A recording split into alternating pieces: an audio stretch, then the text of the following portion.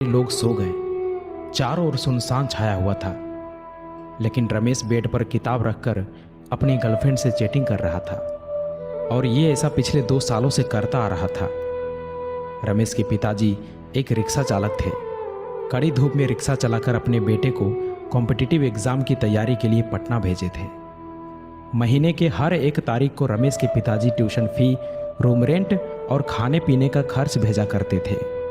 लेकिन एक दिन की बात है, अचानक रमेश की माँ फ़ोन करके कहती है कि बेटा, पिताजी की तबीयत बहुत ख़राब हो चुकी है, तुम जल्दी से घर आ जाओ।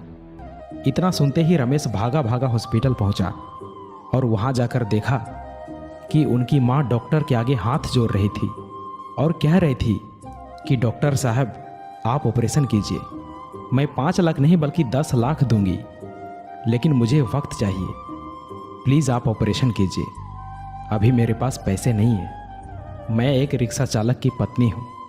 लेकिन डॉक्टर साहब हर बार एक ही बात कह रहे थे कि आपको पहले एडवांस पेमेंट करना ही होगा, तभी ऑपरेशन शुरू हो सकता है। रमेश की माँ गांव के सभी लोगों से मदद मांगी, लेकिन किसी ने भी उनकी मदद नहीं किया। ये सब देखकर रमेश की आंखों से आंसू नहीं रुक रहा था और पैसों की कमी के कारण अपने पिताजी को खो दिया। रमेश चिल्ला चिल्ला कर कहने लगा कि माँ, ये सब मेरी वजह से हुआ है। मैं उतना काबिल नहीं बन पाया जितना अभी तक मुझे बनना चाहिए था। रमेश अपने आप को कोसने लगा और कहने लगा कि काश मैं अच्छे से पढ़ाई किया होता, अच्छे से मेहनत किया होता, तो आज मेरे पास जॉब होता, कुछ कर रहा होता और मैं अपने पिताजी को बचा पाता। दोस्तों, आपके साथ कब क्या और कौन सी घटना हो जाए कुछ पता नहीं चलता। इसलिए अभी आप जो कर रहे हो, जिस काम के लिए आए हो, जो भी आपका लक्ष्य है, जो भी आपका गोल है, उसे पाने के लिए जी जान लगा दो। कोई तुम्हारी पर्सनालिटी नहीं देखेगा, कोई तुम्हारा दुख दर्द इमोशंस नहीं समझेगा। कोई पूछेगा तो बस इतना ही पूछेगा कि कमाते कितने हो। घर वालों ने तुम्हें नाम दिया, अब पहचान तुम्हें अपने दम पर बनानी है।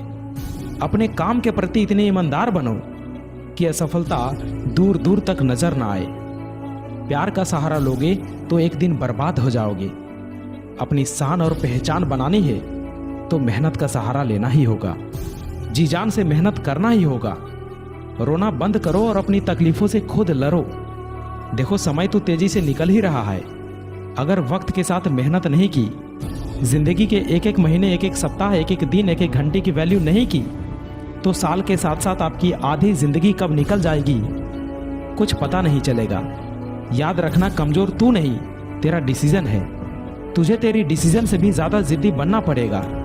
याद दिला खुद को कि तुझे तेरी मंजिल बुला रही है। खुद को ऐसा बना कि तेरी मजबूरी भी तुझे तेरी मंजिल तक पहुंचने का रास्ता लगे।